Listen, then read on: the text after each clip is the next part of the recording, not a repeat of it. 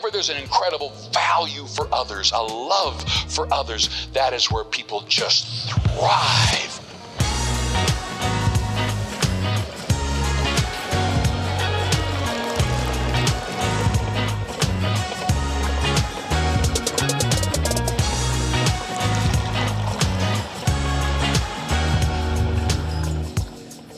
Well, good morning. Today is November 19th, and here in Calgary, it is cold, wet, snowy. We got slammed yesterday, and it's good. We had it coming. It's the middle of November. It's almost December, which I get it, but we've been spoiled, and I'm not ready for it yet. I'm ready for the Christmas season. I got the Christmas music playing, and we got the tree up. It's awesome. I'm excited for Christmas, but I'm joined here today by my two favorite brother-in-laws. We got the boys. Good to hear. Favorites. How's that make you feel? He tells me I'm the favorite every time. Every time you're on Thrive. If you guys join me on Thrive, you guys are favorites. Apparently, who knows? Try not to laugh too much here. Who really knows? Only I do. From Zach. Only I know. Today we were talking about the topic, and actually wanted to base today's show on today's devotional. Mm-hmm. So if you want to maybe take a quick minute, grab your phone, open your email. If you're already signed up to it, grab today's devoted devotional. Let's go through today. I want you to have it next to you, maybe on your iPad, your computer, in your email. But it's November 19th's email, and it's actually by David. And so I'm going to read it. I know it seems a little bit long to read on television, but it's so good. So I got to read it. Devotional it's ever it's been the best one that's ever been written. By David. That's why he's saying that. All right, it's from Proverbs 16:20. He says, "He who heeds the word wisely will find good, and whoever trusts in the Lord, happy is he," which is so cool. And it says, happiness comes from happenings. It is a byproduct, not an end goal to be pursued. When we pursue a benefit, it becomes our standard for measuring in everything we do. In our culture, happiness is often determined by what we achieve or what we have. The materialistic belief causes us to always look for the next level or the next thing, to own or to upgrade. We seek to get bigger, do better, or be faster. I'm not saying it's wrong to succeed, to grow, or enjoy things, but it will never satisfy if there's no real joy in your heart. Jesus said in Mark 8:36 from the ESV version, "For what does it profit a man to gain the whole world and forfeit his soul?" Wow. Let's look at parenting. How many times have you heard parents say, "I just want my children to be happy no matter what"? It sounds noble enough, but what's the cost? We don't have to look very far to see the detrimental effects of this way of thinking. When parents give their child whatever they want and never deny anything for fear of disappointing their child, they actually raise miserable kids. Yeah. No one can be happy all the time. Joy is different. You can have joy all the time because it's a matter of the heart, not dependent on circumstances. When your heart is established in the word and you trust in the Lord, like today's verse says, then you will be truly happy. Follow Jesus and his way. He came with a very purpose to give abundant life. The life in Christ will far exceed anything you could ever do on your own. Mm-hmm. Boom. I had to read it because it's so punchy, and there's so much in there to take away from, as parents, as men, especially as men. A statement that I was wrestling with before we started was, and I don't know, I feel like a lot of men can relate to this. I don't know if I'm often like happy. You know what I mean? Like where I'm like, yes, I am, and I have a lot of it here and there, right. But I'm not in like a constant state of happiness, not at all. In fact, I'm grumpy, trying to sort out problems, and I typically, and Tamara's great at reminding me of this, but when I'm starting to think about my next week coming up, or it's Sunday night going into Monday, I'm like, okay, I got to do this. How do I figure this? We got this show coming. I got this problem. Got this employee. We got to figure out and this. And she'll see it almost in a grumpy way. And I'm not meaning to be grumpy, but I'm not like, yeah, this is great. Like I'm not happy about it. I'm just doing what needs to be done. Right. It's kind of like my duty, my responsibility, and I'm not doing it with this like joyous smile on my face. Yeah. But it's. I stopped asking myself that question a while ago. Oh, it's so good. Am I happy? Totally. Because. And that was such a good reminder. Like I haven't. That was from a message I did a long time ago, and it's such a good reminder about the difference between happiness and true joy. Because I think it also depends on how we measure it too. Yeah.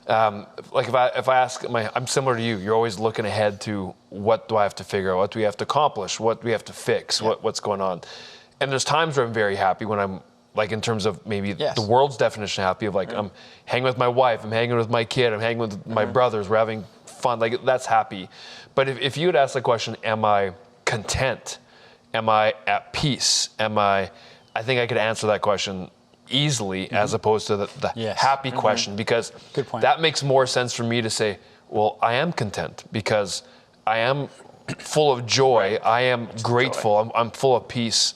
I think because I've done the hard work of reminding myself and being in the Word that comes from, first off, my relationship with God. Like I have security with that. And when you read Mark 8:36, and Jesus was saying, for what does it gain a man if he forfeits his soul? But before that, he's talking about his return, and he says this: if anyone would come after me, and this is Mark 8:34, if anyone would come after me, let him deny himself and take up his cross and follow me.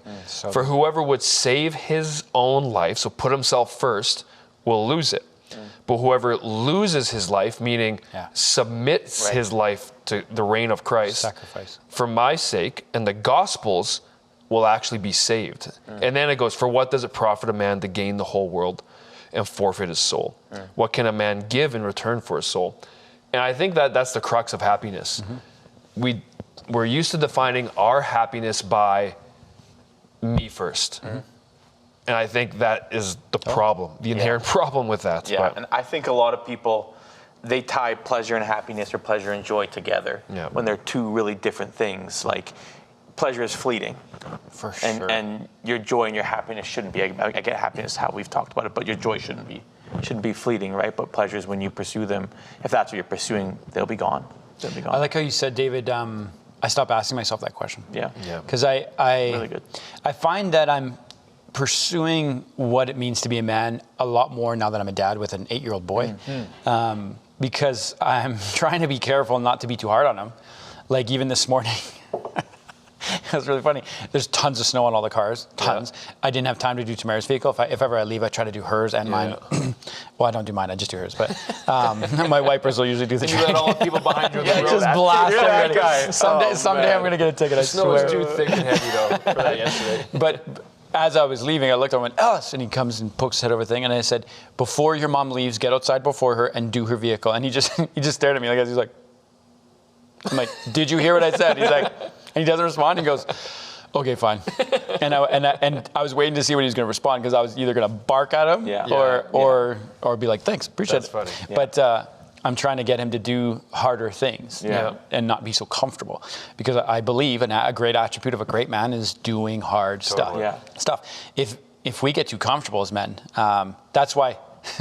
Am I happy doing hard things? Yeah. Nothing about it. I almost feel like if I'm happy, it's like I should be doing harder things. Yes, make it uncomfortable. Right? Getting complacent Yes. or something because it's easy, but But that's where I find like that they rise in the strain of the struggle. Like that's where the best version of me comes out of it. Because like even I've been starting to hit the gym up for this last year, and there's so many days where I dread it, I hate it, or even when you're actually under the weights and it's hard and your muscles hurt, I'm not happy.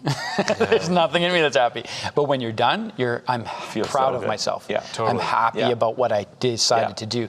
And there's like a gratitude that steps in going, I'm awesome. I'm developing character and kind of moving forward. And that I think contributes to your joy. Yes. Like you're like, I'm doing what I need to do. And you're talking about happiness and pleasures, and those things are fleeting. A lot of times we try to fill our life with those things, whether they're situational or it's a quick party with friends or a little boys trip and blah, blah, blah. But if you don't have that deep-seated joy, that foundation in the right spots, all those things are just distractions from this pit of, what's the opposite of not joy? Of not joy. This pit of wrong foundation. You're just distracting yourself temporarily, but you haven't got that foundation of joy. When you have that foundation of joy because of you have it, like what Jesus is saying here in Mark 8, it's not about you, it's actually about the gospel and submitting your life to Jesus, and you get that security, right? And then, like in Matthew 6:33, seek first the kingdom and all these things. There's all these ways that you can build your joy. When you have that right, I believe the idea of happiness becomes even sweeter. Like when you do go and have awesome times, it's like, man, I'm just so joyful and content because I don't have things lagging in the back of my head because I have the right foundation. It makes it even sweeter, you know what I mean? As opposed to just being a temporary distraction. Yeah, people have talked about like, oh yeah, I do this at work, I have this success, but a lot of times you see those people and even the media shows it a lot, or even whatever, where like their family life is awful. They come home, they put their time into the pleasures and into what they think is going to make them happy. But like, to me, one of the best things for me and makes me the most happy, despite of what kind of day I've had, is when I walk into the door and my kids just, they yell your name and they come charging at you. And there's a certain level of joy that to me is just one of the most incredible things ever that you can experience, even as a dad, like we were talking about, right? It's just so amazing. The work has been done before that moment. You know what I mean? Like, For sure. You've built Like trust, which is difficult. You've spent time, which is difficult. You've done the hard things that have got them to trust you, love you, care for you, know that you've provided. All of that equates to that moment where when you walk in, they go, that's my protector, that's my provider, that's my dad, that's my hero. Which happiness is tied to maybe 10% of those things to get you there. Like, that's something that, and I have this written down here, and I love this, and all of us have talked about this, but it's hard times create strong men, and strong men create good times. Good times create weak men, and weak men create hard times. And so the whole idea there, though, is that if we all get too comfortable, remember what Leon used to say this? I don't know if you heard this. I think you did. He said it in a message, I think sometimes, or one time actually, where he said his greatest temptation, do you know what that is? Remember? Yeah, I do remember. Where he said, my greatest temptation is to kick back and relax and enjoy it. Say I've done enough. And say I've done enough. And I remember hearing that. I think I was on camera or directing, and I went, what are you talking about? I was like, what do you mean it's the greatest temptation? But it's this he's alluding to, is that if he essentially creates good times, which will eventually create weak men, is that we're creating good times, but actively staying in the realm of forging ahead, pushing harder, purpose-driven. Because if you just sit back, relax, like whenever I go on vacation, like we've done a boys trip together, but even on the boys trip, I find I struggle a little bit. And I know there's balance, and we're not supposed to be always grinding endlessly, I get that. But I find I struggle checking out a little bit. And so that's why even on our boys trips, we do things to stay busy. We go golfing, we go fishing, we stay actively doing something that is still forging, aiming, competing. They're all actually like, they're relaxing things, but they're still actually sharpening us in one way or another. But that's what it is for me, is I find if I'm too relaxed, too calm, in too much of a chill environment for too long, that's not my best version of me. Well, we talked about even, maybe this was mentioned before, but it caps your potential a little bit, right? Because you get complacent and you'll never be able to reach that next level. You never push for the next level of your potential. You never know what it could be, even, because you sit there and you get happy, right? Well, we've been in, if you look at our Western world, we've been in a period of peace for, we're in 2020s already. So 70 years or so, right? Since World War II. And you're in that prolonged period, and then it almost seems like in a prolonged period of general peace and good living, and you've seen a lot of changes in the last 70 years, we've started to get a little wacky as a culture. And I'm not saying war is necessary to do that, but I'm wondering if there's a cyclical fashion that propels men. Like if we were drawn into war right now as a society, or not society, as a country, like where men were being drafted to go and fight for the freedom to protect your family and your kids, we wouldn't have space for some of the strange stuff that goes on. Because it's just like, no, all of a sudden we're zapped back into reality of, no, we got to do hard things. We have to protect. We have to stand up. So, but it's interesting that complacency, how you're saying, one of you said, the complacency can lead to you almost deteriorating, or you getting to this dispassionate place in life, right? Where it just doesn't produce, it doesn't grow, which I think is directly tied as well to what can be joy. Well, and you know what I find interesting? I've always thought this as a young man.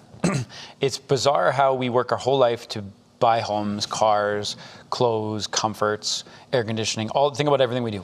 We spend almost majority of our life getting comfortable as best as we can. And then on the weekends, we flee to campsites where we downgrade our life, our house, our money, our food, our everything, lower quality everything, to make a fire for heat, like all this stuff where it's like, what are we doing?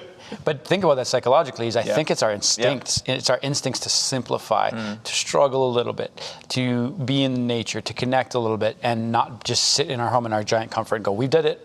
we're here. Like, Right. it's interesting, eh? Psychologically, it's so bizarre how we do that.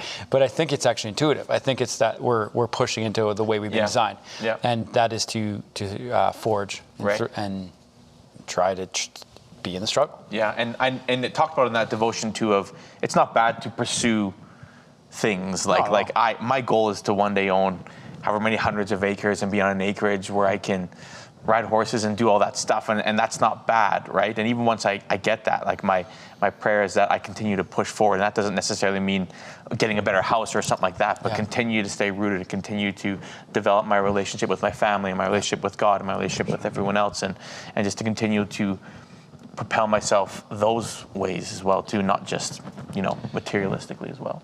Yeah, I think it's totally fine to have passions to pursue and to build and to grow. There's nothing, in fact, I think the Bible I think God uses that in the Word of God as incentives for us to build the kingdom of God. Like he knows that we are men and women that want to achieve, that want to also be rewarded and also want to see that. Like heaven is a meritocracy, not in the sense of salvation. Salvation is for all, but he does say in the Word of God that even a glass of water will be recorded for what you do. That's based on you serving or you acting. He talks about how there's a reward system in heaven for the things that you are doing here on earth. So there's this incentivization program that God has of saying, you do these things in the kingdom, you will be rewarded in heaven for them. So that natural desire is within us, and God knows that. But it comes down to, are you doing that for the sake of just getting the bigger house? Yeah. Just because this is what Jesus says again in Mark 8. Is it for you, or is the kingdom first in your life? What's that priority? That's right. And I think whenever it's yourself and your selfish desires first and foremost, it's never going to fulfill you to where you have joy and happiness in your life. It's always going to be just short of that. But when you have the kingdom first in your life and you're pursuing God in a disciplined follower of Him, and you're achieving these things, it's like, man, those are just so sweet, because that's like God's there to help cheer you on and bless you and bring you forth and bring you. I just think it's all about the priority of why am I doing this, right? Sure. Yeah, absolutely. Like, I think one of the greatest things in my life has been, because being a dad, when you transition from teenager to man and then to father, it's probably the time you get the least amount of gifts, the least amount of, like, it's a different season, because you're now stepping into the provider role, whereas you're not being provided for. Where your whole life you've been given, handed, taken care of, protected, all that, and now you no longer are being that done by anyone, but you're doing it for now. But it's been, to me, it's been one of the greatest things we do. Like we always go to Banff for Christmas with our family, and we've been making it a priority after losing Leon. And to me, it's turned into one of the greatest things ever, not because I love actually going there all that much. It's just to see it through the eyes of my children. Like, and just, I try to do these moments where I check out and just enjoy it and take kind of like a roll call of what's happening and where I am and how grateful it is. And that's something I've been trying to do for my kids, is try to get them. Like, there's the one line in the devotional, it says, it's not wrong to enjoy things. Oh, let's look at parenting. How many times have we heard parents say, I just want my children to be happy? I don't actually really care if they're happy. I want them to be grateful. I want them to be grateful. And a byproduct of gratitude is happiness. It comes from that's a key point we just said. If we're pursuing happiness with our kids or in life, you're missing it. Happiness is a byproduct of doing the right things. For sure. Like that's the way it goes. And with Gabriel, like, Gabriel's getting to be 2.5 now. And obviously I think him and Danielle bring the greatest joy in my life. And we don't bring it for you? Pardon? You guys are. Wow, thanks. You guys are falling down the list. Brother-in-laws. Come on. As children come, your spot is not secure on the top 10. But with Gabriel, it's like, I don't care at times if he's happy. Of course. Like, I love enjoying him, but there's times where it's like, I know what I'm going to do is not going to make him happy. And I don't care. Right? Because I know it's better for him. I want to teach him to pursue the right things. I'll teach him the behavior issues, right? No, we don't do that, son, or you can't play with that. Like, he's not happy. But if you want your kid to be happy, you're going to mess him up for life. For sure. Because it's all about him. Give him what he wants. The kid will be happy. Let him pour water from the kitchen faucet all over the floor. The kid's going to be happy. Let him hit his cousins. The kid's going to be happy, right? But now you're setting him up for failure. Right. And I think that's we set ourselves up for failure. That's a hard transition to step into. Yeah. It's like when, especially with firstborns, I find when you're doing it the first time with your first kid, by the time you get to the third, you're like, Yeah, the sports. I don't care. Deal with it. But I remember with Sloan being our first, I was like, it was like, I remember we were trying to sleep train her, and so we read a bunch of books on it and watched videos and had friends, and so because she would work me forever. She would, one more song, Dad, please, this, this. And I would do it all and do it. And then I'd be in there for 2 hours. And it's now 10:30 at night. She's this little kid that needs to get to bed. And I was trying to make her happy. But she's suffering for it. Her body's tired, exhausted.